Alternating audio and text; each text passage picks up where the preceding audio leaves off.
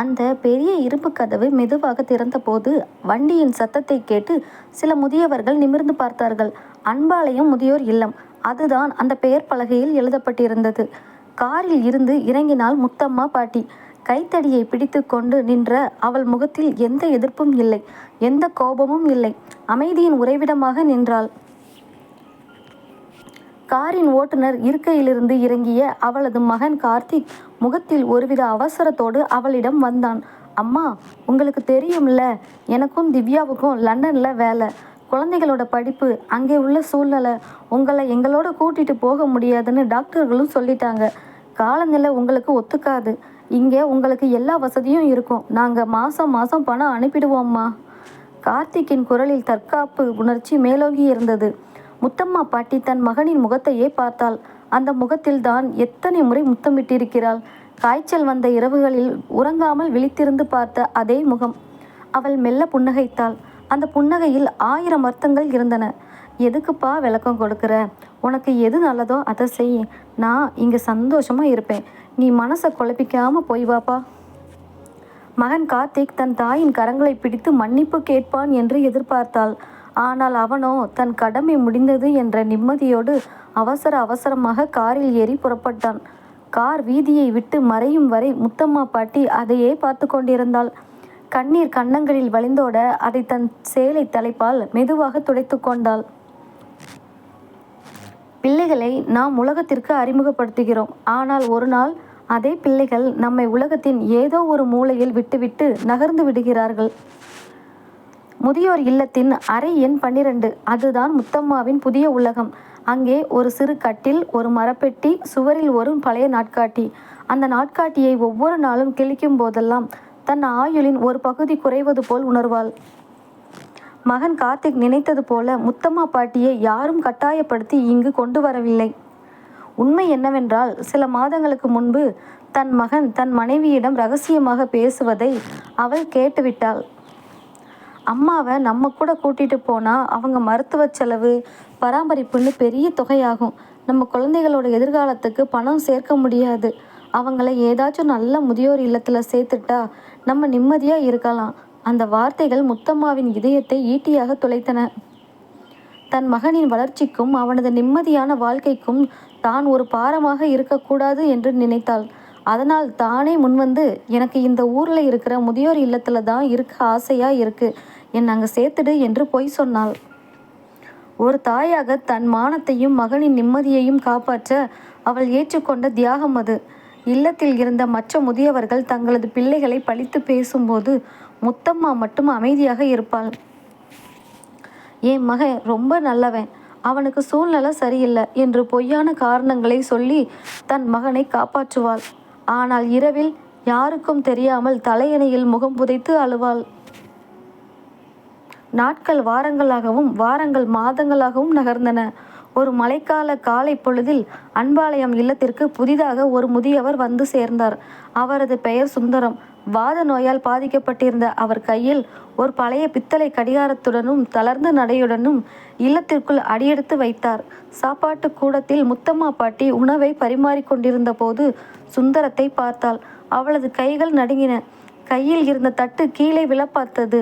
அங்கே நின்றிருந்தது வேறு யாரும் அல்ல, 50 வருடங்களுக்கு முன்பு அவளது இளமை காலத்தில் கிராமத்து பாதைகளில் அவளோடு சேர்ந்து வாழ்வை கனவு கண்ட அவளது சிறுவயது காதலன் சுந்தரம். இருவரது பார்வைகளும் சந்தித்தன. காலம் இருவரது முகத்திலும் சுருக்கங்களை எழுதியிருந்தது. தலைமுடிகளை வெள்ளையாக்கி இருந்தது. ஆனால் அந்த பார்வையில் இருந்த அன்பு அப்படியே இருந்தது. சுந்தரத்தின் கண்கள் கலங்கின. முத்தம்மா, நீயா இது என்று அவரது குரல் தழுதழுத்தது. முத்தம்மாளால் ஒரு வார்த்தை கூட பேச முடியவில்லை. 50 ஆண்டுகளுக்கு முன்பு வறுமையின் காரணமாகவும் குடும்ப சூழ்நிலையாலும் இருவராலும் இணைய முடியாமல் போனது. விதியின் விளையாட்டு வாழ்க்கையின் இறுதி பக்கங்களில் அவர்களை மீண்டும் ஒரே கூரையின் கீழ் கொண்டு வந்து நிறுத்தியிருந்தது. அன்று மாலை இல்லத்தின் பின்னாடி இருந்த பூங்காவில் இருவரும் அமர்ந்திருந்தார்கள். சுந்தரம் தன் கதையை கூறினார். முத்தம்மாவுக்கு திருமணமான பிறகு அவரும் வேறு வழியின்றி திருமணம் செய்து கொண்டார். மனைவியின் மறைவுக்கு பிறகு ஒரே மகனை போற்றி பாதுகாத்து வளர்த்தார். ஆனால் அந்த மகனும் சொத்துக்களை எல்லாம் தன் பெயருக்கு மாற்றிக்கொண்டு சுந்தரத்தை வீட்டை விட்டு வெளியேற்றி விட்டான். பாத்தியா முத்தம்மா, நாம் அன்னைக்கு சேர முடியலைன்னு வருத்தப்பட்டோம். ஆனால் நாம் பெற்ற பிள்ளைகளே கடைசியில் நம்மளை ஒன்றா கொண்டு வந்து சேர்த்துடுச்சு என்று சுந்தரம் கசப்பான புன்னகையோடு சொன்னார். முத்தம்மா சுந்தரத்தை பார்த்தாள். அவர்களது காதலில் எந்த விதமான எதிர்பார்ப்பும் அப்போது இருக்கவில்லை. அது ஒரு தூய்மையான தோழமையாக, ஒருவருக்கொருவர் ஆறுதல் அளிக்கும் பந்தமாக மாறியது. சுந்தரத்தின் நோய்க்கு முத்தம்மா மருந்தளித்தாள். முத்தம்மாவின் மௌனத்திற்கு சுந்தரம் ஆறுதலாக இருந்தார். வாழ்க்கையின் அந்திம காலத்தில் பிள்ளைகளால் கைவிடப்பட்ட 2 ஆத்மாக்கள் ஒருவருக்கொருவர் நிழலாக வாழ்ந்து வந்தன. வருடங்கள் 2 உருண்டோடின. சுந்தரத்தின் உடல்நிலை மிகவும் மோசமடைந்தது. மருத்துவர்கள் அவர் இன்னும் சில நாட்களே உயிரோடு இருப்பார் என்று கூறிவிட்டார்கள். முத்தம்மா இரவும் பகலும் அவர் அருகிலேயே இருந்தாள். தன் கைப்பட கஞ்சி காய்ச்சி ஊத்தினாள். ஒரு நாள் இரவு கடுமையான மழை பெய்து கொண்டிருந்தது. சுந்தரம் மெதுவாக கண் திறந்து முத்தம்மாவின் கையை பிடித்து கொண்டார். முத்தம்மா, என் வாழ்க்கையில் கிடைச்ச ஒரே சந்தோஷம் இந்த கடைசி காலத்தில் உன் கூட இருந்தது தான். என் மகன் என்னை விட்டுட்டாங்கிற கவலை எனக்கு இல்லை. ஏன்னா இறைவன் உன்னை எனக்கு கொடுத்தான். ஆனால் உனக்குன்னு ஒரு குடும்பம் இருந்தோம். நீ ஏன் இங்கே இருக்கன்னு எனக்கு தெரியும் முத்தம்மா. உன் மகனுக்காக நீ செஞ்ச தியாகம் யாருக்கும் தெரியாது என்றார். அவர் பேசி முடித்த சில நிமிடங்களில் முத்தம்மாவின் கையை பிடித்திருந்த சுந்தரத்தின் கரங்களின் பிடி தளர்ந்தது. அவரது உயிர் பிரிந்தது. முத்தம்மா கதறி அளவில்லை. அவளது கண்கள் வறண்டு போயிருந்தன. தன் வாழ்நாளில் தனக்கு கிடைத்த ஒரே உண்மையான அன்பையும் அவள் இழந்துவிட்டாள். சுந்தரம் மறைந்து சில வாரங்களுக்கு பிறகு லண்டனில் இருந்து கார்த்திக் தன் குடும்பத்தோடு இந்தியா வந்தான்.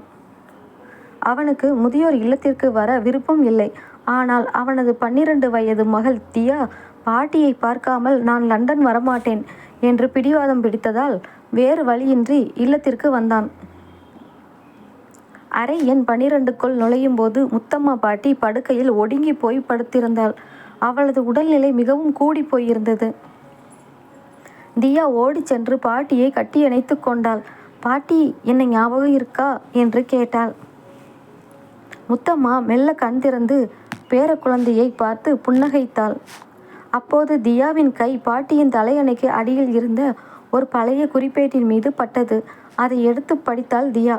அதில் முத்தம்மா பாட்டி எழுதியிருந்த வரிகள்: என் அன்பு மகனுக்கு, நீ என்னை கைவிட்டுட்டேன்னு நான் ஒரு நாளும் நினைக்கலப்பா. உன்னோட நிம்மதியும் உன் குழந்தைகளோட எதிர்காலமும் தான் எனக்கு முக்கியம். நீ எனக்காக செலவு செய்கிற ஒவ்வொரு ரூபாயும் உன் குடும்பத்துக்கு பயன்படணும். அதான் நான் இங்கே வந்துட்டேன். நீ சந்தோஷமாக இருந்தால் அதுவே எனக்கு போதும்பா. இதை படித்த தியா உறக்க அழுது கொண்டே தன் தந்தையிடம் அந்த டைரியை கொடுத்தாள். கார்த்திக் அந்த வரிகளை படித்தான். அவன் இதயம் நொறுங்கி போனது. தன் தாய் தன்னை கைவிட்டு விடவில்லை. தன் தாயை தான் ஏமாற்றி இருக்கிறோம். தான் வசதியாக வாழ வேண்டும் என்பதற்காக தன் தாய் இந்த முதியோர் இல்லத்தில் அடைபட்டு தன் உயிரையே கொஞ்சம் கொஞ்சமாக கரைத்து கொண்டிருக்கிறாள் என்ற உண்மை அவனை சுட்டெரித்தது. கார்த்திக் முழங்கால் இட்டு முத்தம்மாவின் கால்களை பிடித்து கொண்டு கதறி அழுதான். அம்மா, என்னை மன்னிச்சிடுமா. நான் மாபெரும் பாவி அம்மா. நீ என் கூடவே வாங்க அம்மா. இனி உங்களை நான் விட்டு பிரியவே மாட்டேன் என்று கதறினான். முத்தம்மா பாட்டி மெதுவாக தன் மகனின் தலையை கோதினாள். அவளது கண்களில் இருந்து கண்ணீர் துளிகள் வழிந்து மகனின் கைகளில் விழுந்தன. பரவாயில்லப்பா, நீ இதை புரிஞ்சுக்கிட்டியே, அதுவே போதும். ஆனால் எனக்கு இனி எந்த உலகமும் வேண்டாம்ப்பா. அவளது குரல் மெல்ல குறைந்தது. மகனின் கரங்களை பிடித்தபடியே தன் வாழ்நாளின் அனைத்து தியாகங்களுக்கும் முற்றுப்புள்ளி வைத்துவிட்டு முத்தம்மா பாட்டியின் மூச்சுக்காற்று மெதுவாக பிரிந்தது. அங்கிருந்த அறை முழுவதும் கார்த்திக்கின் கதறல் சத்தம் மட்டுமே எதிரொலித்தது. ஆனால் அதை கேட்கத்தான் முத்தம்மா பாட்டி உயிரோடு இல்லை. முத்தம்மாவின் ஈமச் சடங்குகள் முடிந்து நாட்கள் சில உருண்டோடினாலும் கார்த்திக்கின் மனதில் இருந்த குற்ற உணர்ச்சி அகலவே இல்லை. லண்டனுக்கு திரும்ப வேண்டிய தேதியை தள்ளி போட்டு கொண்டே இருந்தான். அவன் கண்கள் மூடினால் தாய் எழுதிய அந்த டைரி வரிகளும் இறப்பதற்கு முன் அவள் சிந்திய கடைசி கண்ணீர் துளியும் தான் அவன் ஞாபகத்திற்கு வந்தன. கார்த்திக், இன்னும் எத்தனை நாள் தான் இங்கேயே உட்காந்து அழப்போறீங்க? லண்டனில் ஆஃபீஸ் வேலையெல்லாம் தேங்கி போயிருக்கு.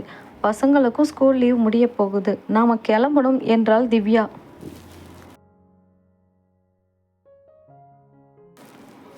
கார்த்திக் மெதுவாக நிமிர்ந்து பார்த்தான். அவனது கண்கள் சிவந்திருந்தன. திவ்யா, நாம செஞ்சது எவ்வளவு பெரிய தப்பாயிடுச்சு தெரியுமா? அம்மா நமக்காக தன்னோட மானத்தையும் சந்தோஷத்தையும் விட்டு கொடுத்துட்டு இந்த முதியோர் இல்லத்துல அனாதையா செத்து போயிருக்காங்க. நாம திரும்ப லண்டன் போய் என்ன நிம்மதியா வாழ போறோம்? நடந்தது நடந்து போச்சு. இனி அழுது என்ன பிரயோஜனம்? நாம அம்மாவுக்கு செய்ய வேண்டிய காரியங்களை நல்லபடியா செஞ்சிட்டோம்ல.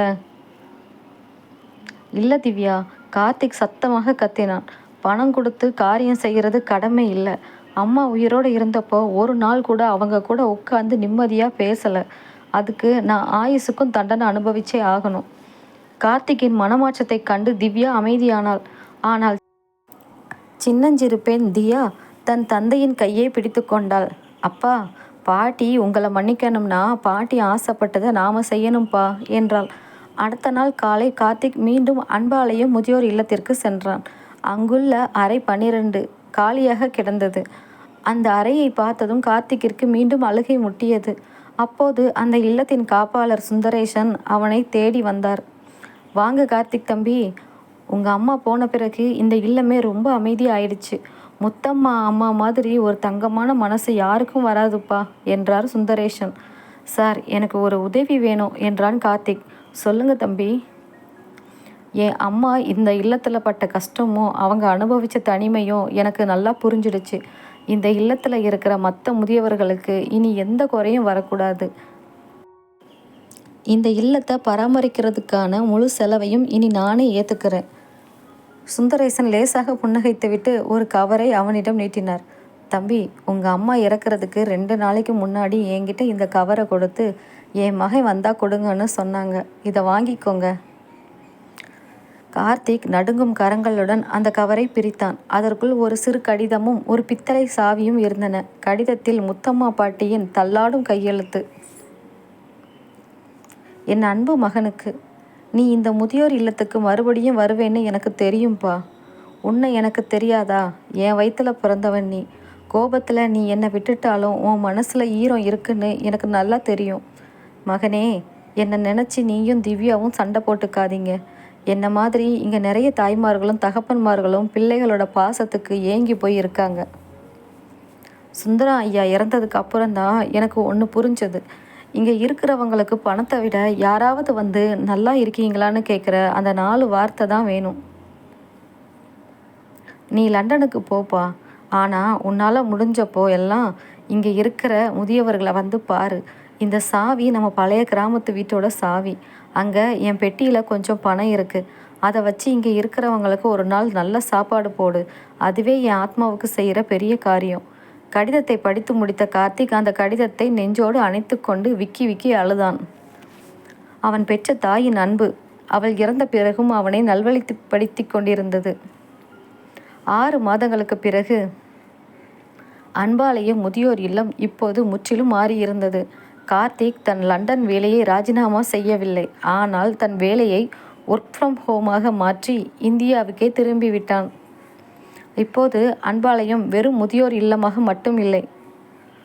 அங்கே முதியவர்களுக்கான மருத்துவ உதவி மையம், பொழுதுபோக்கு கூடம் மற்றும் அவர்களது தனிமையை போக்க ஒரு சிறிய நூலகமும் உருவாக்கப்பட்டது. ஞாயிற்றுக்கிழமை தோறும் கார்த்திக், திவ்யா மற்றும் தியா மூவரும் இல்லத்திற்கு வந்து அங்கிருக்கும் முதியவர்களுடன் நேரம் செலவிட்டார்கள். தியா அங்கிருக்கும் பாட்டிமார்களுக்கு கதை சொல்லி சிரித்தாள். கார்த்திக் முதியவர்களுக்கு தேவையான மருந்துகளை வாங்கி தந்து அவர்களுடன் சேர்ந்து உணவருந்தினான். அங்குள்ள முதியவர்கள் கார்த்திக்கை பார்க்கும் போதெல்லாம் முத்தம்மா கொடுத்த வரம் பண்ணி என்று வாழ்த்தினார்கள். இல்லத்தின் மைய பகுதியில் ஒரு அழகான பூந்தோட்டத்தின் நடுவே முத்தம்மா பாட்டி மற்றும் சுந்தரம் ஐயாவின் புகைப்படங்கள் வைக்கப்பட்டிருந்தன. அந்த புகைப்படத்திற்கு முன்னால் நின்று கார்த்திக் மெதுவாக கண்களை மூடினான். அம்மா, அன்னைக்கு நான் உங்களை இந்த இல்லத்தில் விட்டப்போ இது உங்களோட சிறைச்சாலையாக இருந்தது. ஆனால் இன்னைக்கு உங்களோட அன்பால் தான் பல அனாதை முதியவர்களுக்கு இது சொந்த வீடாக மாறியிருக்கு. என்னை மன்னிச்சிடுமா. அப்போது ஒரு மெல்லிய தென்றல் காற்று வீசியது. பூந்தோட்டத்தில் இருந்த மல்லிகை பூக்கள் மெதுவாக உதிர்ந்து அந்த புகைப்படத்தின் மீது விழுந்தன. தாய் தன் மகனை மன்னித்து அவனை வாழ்த்துவது போல அந்த தருணம் அமைந்திருந்தது. கார்த்திக்கின் கண்களில் இருந்து மீண்டும் ஒரு துளி கண்ணீர் சிந்தியது. ஆனால் இம்முறை அது பாவ மன்னிப்பின் கண்ணீர். அன்பாலயம் முதியோர் இல்லத்தின் சூழ்நிலை மாறினாலும் கார்த்திக்கின் மனதில் ஒரு கேள்வி மட்டும் குறையாமல் இருந்தது. அம்மா தன் வாழ்நாளின் கடைசி நாட்களில் அனுபவித்த அந்த தனிமையை வெறும் பணத்தாலும் உதவிகளாலும் என்னால் ஈடு செய்துவிட முடியுமா? ஒவ்வொரு ஞாயிற்றுக்கிழமையும் இல்லத்தில் இருக்கும் முதியவர்களுக்கு உணவு பரிமாறும்போது அவர்களின் நலனை விசாரிக்கும் போதும் கார்த்திக் தன் தாயின் முகத்தையே அவர்களிடத்தில் கண்டான். அன்று மாலை இல்லத்தின் நூலகத்தில் அமர்ந்து முத்தம்மாவின் பழைய டைரியை புரட்டி கொண்டிருந்தான் கார்த்திக். அந்த டைரியின் கடைசி பக்கத்தில் பாட்டி பாதியில் எழுதிய ஒரு கவிதை வரி காணப்பட்டது. பெற்ற வயிற்றின் ஈரத்தை பிள்ளைகள் அறிவதில்லை, சுமந்த நாட்களின் பாரத்தை காலம் சொல்வதில்லை. நான் உதிர்த்த கண்ணீர் துளிகள் நாளை உன் பிள்ளையின் முகத்தில் பிரதிபலிக்கும் போது என் நினைவு உனக்கு வரும் மகனே. அந்த வரிகளை படித்த கார்த்திக்கிற்கு உடல் சிலிர்த்தது. தன் தாயின் தொலைநோக்கு பார்வையும் அவளது இதயத்தின் ஆழமான வலியும் அவனுக்கு புரிந்தது. வீட்டிற்கு திரும்பும் வழியில் காரில் அமைதி நிலவியது. பின்னாடி அமர்ந்திருந்த 12 வயது மகள் தியா ஜன்னல் வழியாக வெளியே பார்த்து கொண்டே மெல்லிய குரலில் கேட்டாள். அப்பா, ஒரு கேள்வி கேட்கட்டுமா? கேளு தியா என்றான் கார்த்திக் கண்ணாடியின் வழியே அவளை பார்த்தபடி. பாட்டி உங்களை ரொம்ப நேசிச்சாங்கல்ல, ஆனால் நீங்கள் பாட்டியை ஏன் அந்த இல்லத்தில் கொண்டு போய் விட்டீங்க? உண்மையிலேயே உங்களுக்கு பாட்டி மேலே அன்பு இல்லையா? இல்லை பணமும் வசதியும் தான் பெருசாக தெரிஞ்சதா? அந்த கேள்வி கார்த்திக்கின் நெஞ்சில் சம்மட்டியால் அடித்தது போல் இருந்தது. ஒரு குழந்தையிடம் இருந்து வரும் இந்த நேரடி கேள்விக்கு அவனிடம் பதில் இல்லை. திவ்யாவும் அமைதியாக தலை குனிந்து அமர்ந்திருந்தாள். தியா, அப்பா செஞ்சது மிகப்பெரிய தப்புமா. வாழ்க்கையில் ஓட்டப்பந்தயம் ஓடும்போது கூட வர்றவங்களை விட்டுட்டு முன்னாடி போகணும்னு நினச்சேன். ஆனால் நம்ம கூட வர்றவங்க தான் நம்ம வாழ்க்கையேன்னு அப்புறம்தான் புரிஞ்சது. இனி என் வாழ்நாள் முழுக்க அந்த தப்புக்கு நான் பரிகாரம் தேடிக்கிட்டே இருப்பேன் என்றான் கார்த்திக் கலங்கிய கண்களோடு. தியா மெதுவாக முன்னால் வந்து தன் தந்தையின் தோளை கட்டி அணைத்து கொண்டாள். அப்பா, பாட்டி உங்களை மன்னிச்சிட்டாங்க. இனி நீங்கள் அழாதீங்க. ஆனால் எனக்கு ஒரு வாக்கு கொடுங்க. நீங்கள் வயசான அப்புறம் உங்களை நான் எந்த முதியோர் இல்லத்துலையும் விடமாட்டேன். கடைசி வரைக்கும் என் கூடவே வச்சுப்பேன் என்றாள். அந்த வார்த்தைகள் கார்த்திக்கிற்குள் ஒரு புதிய நம்பிக்கையை, ஒரு தலைமுறையின் மாற்றத்தை விதைத்தன. முத்தம்மா பாட்டியின் கடைசி ஆசைப்படி அவளது சொந்த கிராமத்திற்கு செல்ல கார்த்திக் முடிவெடுத்தான். பல வருடங்களுக்கு பிறகு தன் தாயின் காலடிப்பட்ட அந்த பழைய பூட்டப்பட்ட வீட்டிற்கு சென்றான். பூட்டை திறந்து உள்ளே நுழைந்த போது வீடெல்லாம் தூசியும் சிலந்தி வலைகளும் படிந்திருந்தன. சுவரில் தொங்கிய பழைய புகைப்படத்தில் கார்த்திகை சிறுவயதில் மடியில் வைத்தபடி முத்தம்மா பாட்டி புன்னகைத்து கொண்டிருந்தாள். அங்கிருந்த ஒரு பழைய மரப்பெட்டியை திறந்தான் கார்த்திக். அதற்குள் முத்தம்மா பாட்டி பத்திரமாக சேர்த்து வைத்திருந்த சில பொருட்கள் இருந்தன. கார்த்திக் பள்ளியில் வாங்கிய முதல் பாராட்டுச் சான்றிதழ், அவன் சிறுவயதில் விளையாடிய உடைந்த பொம்மைகள், அவன் தன் முதல் சம்பளத்தில் வாங்கி கொடுத்த ஒரு சாதாரண பருத்தி சேலை. அதை அவள் பயன்படுத்தவே இல்லை, பத்திரமாக மடித்து வைத்திருந்தாள். மேலும் அவனது சிறுவயது ஆடைகள் அனைத்தும் துவைத்து மடித்து வைக்கப்பட்டிருந்தன. இவற்றை பார்த்த கார்த்திக் அந்த பெட்டியின் மீதே தலை வைத்து அழுதுவிட்டான். அம்மா, உனக்கு உன்னோட வாழ்க்கையை விட என் நினைவுகள் தான் பெருசாக இருந்திருக்கு. நான் உன்னை வெறும் ஒரு சுமையாக நினச்சிட்டேனே அம்மா என்று புலம்பினான். கிராமத்தில் இருந்து திரும்பிய கார்த்திக் ஒரு முக்கியமான முடிவை எடுத்தான். தன் தாயின் நினைவாக முத்தம்மா தாய்மை அறக்கட்டளை என்ற அமைப்பை தொடங்கினான். பெற்றோரை கைவிடும் பிள்ளைகளுக்கு கவுன்சிலிங் வழங்கி அவர்களை மீண்டும் ஒன்றிணைப்பது, ஆதரவற்ற முதியவர்களுக்கு தேவையான மருத்துவ மற்றும் வாழ்வாதார உதவிகளை இலவசமாக வழங்குவது, முதியோர் இல்லங்களில் இருக்கும் முதியவர்களை வாரம் ஒரு முறை பள்ளி மற்றும் கல்லூரி மாணவர்களுடன் உரையாட வைத்து இரு தலைமுறைகளுக்கும் இடையே அன்பை பெருக்குவது. சில மாதங்களிலேயே இந்த அறக்கட்டளை மூலம் பல குடும்பங்கள் மீண்டும் ஒன்றிணைந்தன. பிள்ளைகளால் கைவிடப்பட இருந்த எத்தனையோ முதியவர்கள் மீண்டும் தங்கள் சொந்த வீடுகளுக்கு சென்றார்கள். ஒரு வருட நிறைவு நாளில் அன்பாலயம் முதியோர் இல்லத்தில் ஒரு சிறிய நிகழ்ச்சி நடைபெற்றது. அங்கே கூடியிருந்த நூற்றுக்கணக்கான முதியவர்கள் கார்த்திகையும் அவனது குடும்பத்தையும் வாழ்த்தினார்கள். அப்போது ஒரு முதிய தாய் கார்த்திக்கின் அருகில் வந்து அவனது நெற்றியில் முத்தமிட்டு, "தம்பி, உன் தாயோட ஆத்மா கண்டிப்பா சாந்தி அடையும். அவ ஒரு பிள்ளையத்தான் பெத்தெடுத்தா. ஆனா இன்னைக்கு அவளால எங்களுக்கு 100 பிள்ளைகள் கிடைச்சிருக்காங்க" என்று நிகழ்ச்சியோடு சொன்னார். கார்த்திக் மெதுவாக வானத்தை பார்த்தான். மேகங்களுக்கு இடையே தன் தாய் முத்தம்மா பாட்டி புன்னகைப்பது போல் அவனுக்கு தோன்றியது. அவன் கண்களில் இருந்து வழிந்த கண்ணீர் இம்முறை சோகக் கண்ணீர் அல்ல. தன் தாயின் தியாகத்திற்கு அவன் சேர்த்த நியாயத்தின் அன்பின் கண்ணீர். முத்தம்மா தாய்மை அறக்கட்டளை தொடங்கி 2 வருடங்கள் கடந்திருந்தன. கார்த்திக்கின் வாழ்க்கை இப்போது முற்றிலும் மாறியிருந்தது. கார்ப்பரேட் உலகின் பரபரப்பான ஓட்டத்திலிருந்து விலகி முதியவர்களின் புன்னகையில்தான் தன் நிம்மதியை தேடத் தொடங்கியிருந்தான். அன்று வழக்கம் போல் அறக்கட்டளை அலுவலகத்தில் அமர்ந்து பணிகளை பார்த்து கொண்டிருந்த போது வாசலில் ஒரு பெரிய கார் வந்து நின்றது. காரில் இருந்து இறங்கியது ஒரு 40 வயது மதிக்கத்தக்க பெண்மணி. கையில் ஒரு சிறிய பையுடன் கண்கள் வீங்க அழுது கொண்டே உள்ளே வந்தாள். "சார், நீங்க தான் கார்த்திக் சாரா?" என்று தழுதழுத்த குரலில் கேட்டாள். "ஆமாங்க, உட்காருங்க. என்னாச்சு? ஏன் இப்படி அழுகிறீங்க?" என்று கார்த்திக் ஆசுவாசப்படுத்தினான். "என் பேரு சுமித்ரா. என் கணவர் பேரு பெரிய பிஸ்னஸ்மேன். எனக்கு 2 பசங்க. 2 பேருக்கும் கல்யாணம் ஆயிடுச்சு. போன வாரம் என் கணவர் தவறிட்டாரு. அவர் இறந்த அடுத்த நாளே சொத்தெல்லாம் அவங்க பேருக்கு மாறினதும் என் பசங்க 2 பேரும் என்னை வீட்டை விட்டு வெளியேற்றிட்டாங்க சார்." அவள் சொல்லி முடிப்பதற்குள் விக்கி விக்கி அழத் தொடங்கினாள். கார்த்திக் அதிர்ந்து போனான். இன்னும் இந்த உலகம் மாறவில்லையா? எத்தனை முத்தம்மாக்கள் உருவாக்கப்பட்டு கொண்டே இருக்கிறார்கள் என்று அவன் இதயம் துடித்தது. சுமித்ராவை அன்பாலயம் இல்லத்தில் தங்க வைத்து அவளுக்கு தேவையான அனைத்து வசதிகளையும் செய்து கொடுத்தான் கார்த்திக். ஆனால் அவள் தினமும் தன் மகன்களின் புகைப்படத்தை பார்த்து அழுது கொண்டே இருந்தாள். "அவங்கள நான் எப்படி வளர்த்தேன் தெரியுமா சார்? அவங்களுக்கு ஒரு சின்ன காய்ச்சல் வந்தாலும் இரவு பூரா தூங்காமல் உட்கார்ந்துருப்பேனே. என்னை எப்படி மனசு வந்து வீட்டை விட்டு அனுப்பினாங்க" என்று புலம்பினாள். கார்த்திக்கிற்கு தன் பழைய ஞாபகங்கள் வந்தன. தான் தன் தாய்க்கு செய்த அதே துரோகத்தை தான் இந்த சமூகத்தில் ஏதோ ஒரு மூலையில் யாரோ ஒரு மகன் தொடர்ந்து செய்து கொண்டுதான் இருக்கிறான். கார்த்திக் நேராக சுமித்ராவின் மகன்களை தேடிச் சென்றான். பெரிய பங்களாவின் வரவேற்பறையில் அமர்ந்திருந்த அந்த 2 மகன்களும் கார்த்திக்கை பார்த்ததும் அலட்சியமாக பேசினார்கள். "சார், நீங்க எதுக்கு இங்கே வந்தீங்கன்னு தெரியுது. எங்க அம்மாவை நாங்கள் வீட்டை விட்டு துரத்தலை. அவங்களா தான் போனாங்க. அவங்களுக்கு வயசாயிடுச்சு. வீட்டில் இருக்கிற பேர குழந்தைகளுக்கு அவங்களால தொந்தரவு. அதான் முதியோர் இல்லத்தில் தங்குறது தான் நல்லதுன்னு சொன்னோம்" என்றான் மூத்த மகன். கார்த்திக்கிற்கு ரத்தம் கொதித்தது. "தம்பி, அன்னைக்கு நானும் இப்படித்தான் யோசித்தேன்.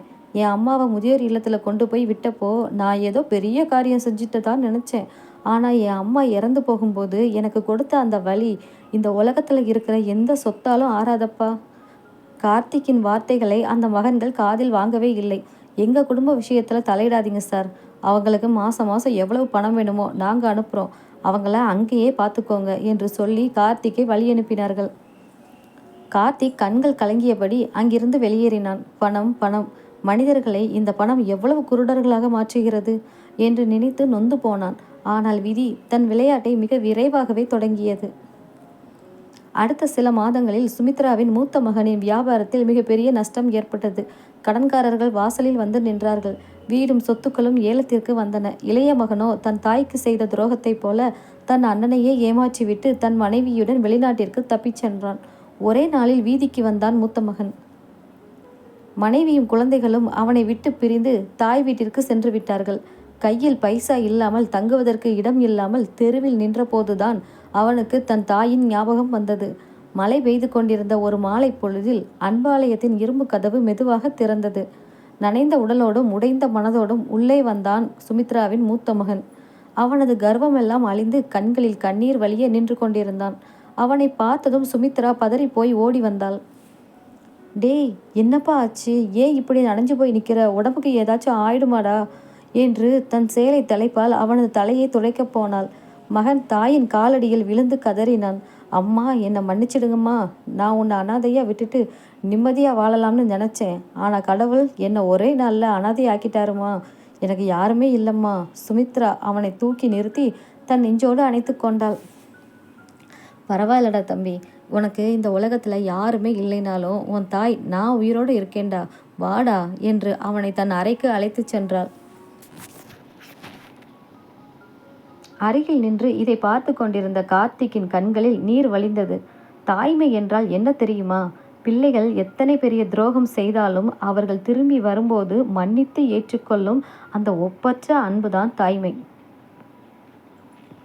சுமித்ராவும் அவளது மகனும் மீண்டும் ஒன்று சேர்ந்த காட்சியை பார்த்த கார்த்திக் மெதுவாக தன் தாயின் புகைப்படத்தின் முன்னால் சென்று நின்றான். அம்மா, அன்னைக்கு நீ எனக்கு கற்றுக் கொடுத்த பாடம்தான் இன்னைக்கு இந்த மகனை நல்வழிப்படுத்தி இருக்கு. உன்னோட அன்பு இந்த உலகத்தில் இருக்கிற ஒவ்வொரு தாயோட உருவத்திலையும் வாழும்மா. தியா ஓடி வந்து தன் தந்தையின் கரங்களை பிடித்து கொண்டாள்.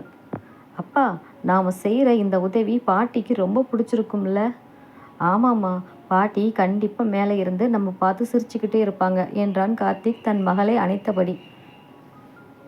அன்பாலயத்தில் மாலை நேர பிரார்த்தனை பாடல் ஒலித்து கொண்டிருந்தது. முத்தம்மா பாட்டியின் வாழ்க்கை ஒரு சோக கதையாக தொடங்கி இருக்கலாம். ஆனால் அவள் விட்டு சென்ற தியாகத்தின் விதையோ ஆயிரக்கணக்கான குடும்பங்களின் கண்ணீரை துடைக்கும் மிக பெரிய விருட்சமாக வளர்ந்து நின்றது. சுமித்ராவும் அவளது மூத்த மகனும் மீண்டும் இணைந்த செய்தி அன்பாலயம் முழுவதும் ஒரு நெகிழ்ச்சியான அலையை ஏற்படுத்தியது. ஆனால் சுமித்ராவின் இளைய மகன் பிரகாஷ் தாயையும் அண்ணனையும் ஏமாற்றிவிட்டு சொத்துக்களை சுருட்டி கொண்டு வெளிநாட்டிற்கு தப்பிச் சென்றானே, அவன் வாழ்க்கை என்ன ஆனது? காலத்தின் சக்கரம் சுழன்று கொண்டே இருந்தது. 5 ஆண்டுகள் உருண்டோடின. பிரகாஷ் லண்டனில் தன் மனைவியுடன் ஆடம்பர வாழ்க்கை வாழ்ந்து வந்தான். தாயை வீட்டை விட்டு துரத்தியது, அண்ணனை நடுத்தருவில் நிறுத்தியது. எதுவுமே அவன் மனதை ஒரு கணம் கூட பாதிக்கவில்லை. அவனுக்கு பணமும் தன்னுடைய ஆடம்பரமும் மட்டுமே உலகமாக இருந்தது. அவனுக்கு ஒரு மகனும் பிறந்தான். பெயர் ரோஹித். பிரகாஷ் தன் மகனை செல்லமாக தன் உயிராக வளர்த்தான். அவன் கேட்டதையெல்லாம் தன் கை நிறைய அள்ளி கொடுத்தான். என் பையன் என்ன மாதிரி கெட்டிக்காரனா வருவான் என்று பெருமையாக சொல்லிக்கொள்வான் பிரகாஷ். ஆனால் பிரகாஷ் ஒன்று மறந்திருந்தான். குழந்தைகள் நாம் சொல்வதை கேட்டு வளர்வதில்லை, நாம் செய்வதை பார்த்துதான் வளர்கிறார்கள். ரோஹித்திற்கு 20 வயதானது. அவன் லண்டனில் மிக பெரிய தொழில் முனைவோராக மாறினான். பிரகாஷிற்கு வயது 50ஐ தாண்டி மெதுவாக உடல் அளவில் தளர்ச்சி ஏற்படத் தொடங்கியது. அதே நேரத்தில் பிரகாஷின் பிஸ்னஸில் சில தவறான முடிவுகளால் பெரிய நஷ்டம் ஏற்பட்டது. அவன் தன் மகனின் தயவை எதிர்பார்க்கும் நிலைக்கு தள்ளப்பட்டான். ஒரு நாள் மாலை பிரகாஷ் தன் மகனின் பிரம்மாண்டமான அலுவலக அறைக்குள் நுழைந்தான். ரோஹித், எனக்கு உடம்பு சரியில்லைப்பா. டாக்டர்கள் சில மாதங்கள் முழு ஓய்வு எடுக்க சொல்கிறாங்க. பிஸ்னஸில் வந்த நஷ்டத்தால் எனக்கு பெரிய பண நெருக்கடி. கொஞ்சம் பணம் தேவைப்படுதுப்பா என்றான் பிரகாஷ். ரோஹித் தன் கணினியில் இருந்து கண்ணை எடுக்காமலேயே அலட்சியமாக பேசினான். டேட், நான் ரொம்ப பிஸியாக இருக்கேன். இப்போது எனக்கு புது ப்ராஜெக்ட் நிறைய இருக்குது. உங்களோட மெடிக்கல் எக்ஸ்பென்ஸையும் கடனையும் என்னால் ஏற்றுக்க முடியாது. பிரகாஷ் அதிர்ந்து போனான். ரோஹித், என்னப்பா பேசுகிற? நான் உன்னை பெத்த அப்பன்டா. உனக்காகத்தானே என் வாழ்நாள் முழுக்க உழைச்சேன். ரோஹித் மெதுவாக நிமிர்ந்து பார்த்தான். அவனது கண்களில் எந்த இரக்கமும் இல்லை.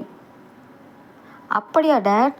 அப்போது நீங்கள் உங்கள் அம்மாவையும் உங்கள் கூட பிறந்த அண்ணனையும் நடுத்தெருவில் விட்டுட்டு வரும்போது அவங்க உங்களுக்கு என்ன வேணும்னு நினச்சிங்க? நீங்கள் தானே எனக்கு கற்றுக் கொடுத்தீங்க சுயநலமாக இருக்கிறது தான் புத்திசாலித்தனம்னு. பிரகாஷிற்கு தலை சுற்றியது. அவன் கால்கள் நடுங்கின. பிரகாஷ் தான் செய்த துரோகத்தின் நிழலை தன் சொந்த மகனின் வடிவில் கண்டான். அன்று அவன் தன் தாயை எப்படி வீட்டை விட்டு துரத்தினானோ அதே போல் ரோஹித் அவனை லண்டன் வீட்டிலிருந்து வெளியேற்றினான். அவனது கையில் ஒரு சிறிய பயணப்பையும் சில 1000 ரூபாய்களும் மட்டுமே இருந்தன. ஆடம்பரமாக வாழ்ந்த பிரகாஷ் லண்டன் வீடுகளில் அனாதையாக நின்றான்.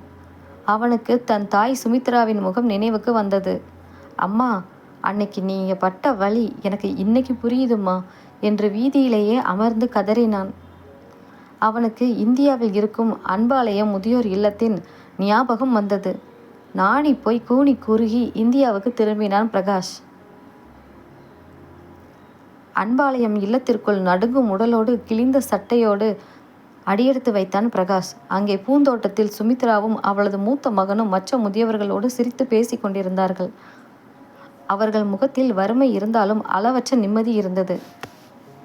பிரகாஷை பார்த்ததும் சுமித்ராவின் மூத்த மகன் கோபத்துடன் பாய்ந்தான். டேய், உனக்கு எந்த மூஞ்சியை வச்சுக்கிட்டு இங்கே வந்த? எங்களை ஏமாத்திட்டு லண்டன் போனவன் அங்கேயே சாக வேண்டியது தானே என்று அவனது சட்டையை பிடித்தான். ஆனால் பிரகாஷ் பதில் பேசவில்லை. அவன் தன் அண்ணனின் காலில் விழுந்து, அண்ணா, என்னை அடிச்சிரு அண்ணா, ஆனால் என்னை துரத்திடாத. என் பையன் என்னை நடுத்தெருவில் விட்டுட்டான்டா. எனக்கு யாருமே இல்லடா என்று சத்தமிட்டு அழுதான். சுமித்ரா ஓடி வந்தாள். தன் இளைய மகனின் நிலையை கண்டு அவளது தாய் இதயம் துடித்தது. அவன் செய்த துரோகங்களை எல்லாம் ஒரே நொடியில் மறந்தாள். அவனை தூக்கி நிறுத்தி தன் சேலையால் அவனது கண்ணீரை துடைத்தாள். டேய் பிரகாஷ், பரவாயில்லப்பா, நீ பண்ணதுக்கு கடவுள் உனக்கு தண்டனை கொடுத்துட்டாரு. இனி உன்னை யார் கைவிட்டாலும் இந்த அம்மா உன்னை கைவிட மாட்டேன்டா என்று அவனை அணைத்து கொண்டாள். இதை தூரத்தில் இருந்து பார்த்து கொண்டிருந்த கார்த்திக்கின் கண்களில் மீண்டும் கண்ணீர். கார்த்திக் தன் மகளான தியாவின் பக்கம் திரும்பினான். தியா, பாத்தியாம்மா, முத்தம்மா பாட்டி அன்னைக்கு எனக்கு கற்றுக் கொடுத்த பாசம் இன்னைக்கு சுமித்ரா அம்மா மூலமாக இந்த குடும்பத்தை ஒன்று சேர்த்துருக்கு. ஒரு தாய் படுற கண்ணீர் வீண் போகாது. அதே நேரத்தில் ஒரு தாய் மன்னிக்கிற மன்னிப்புக்கு முன்னாடி இந்த உலகத்தில் இருக்கிற எந்த கோபமும் நிற்காது. தியா புன்னகையுடன் சொன்னால், ஆமாப்பா, பாட்டி மறைஞ்சாலும் பாட்டியோட அன்பு இந்த உலகத்தில் இருக்கிற ஒவ்வொரு முதியோர் இல்லத்துலேயும் ஒரு புது வெளிச்சத்தை ஏற்றிக்கிட்டே இருக்கும். அன்பாலயத்தின் நடுவே இருந்த முத்தம்மா பாட்டியின் புகைப்படம் அந்த மாலையின் பொன்னிற வெளிச்சத்தில் இன்னும் பிரகாசமாக புன்னகைப்பது போல் இருந்தது. கதை பிடிச்சிருந்தா லைக் பண்ணுங்கள், ஷேர் பண்ணுங்கள், கமெண்ட் பண்ணுங்கள், சப்ஸ்கிரைப் பண்ணுங்கள். Thank you friends.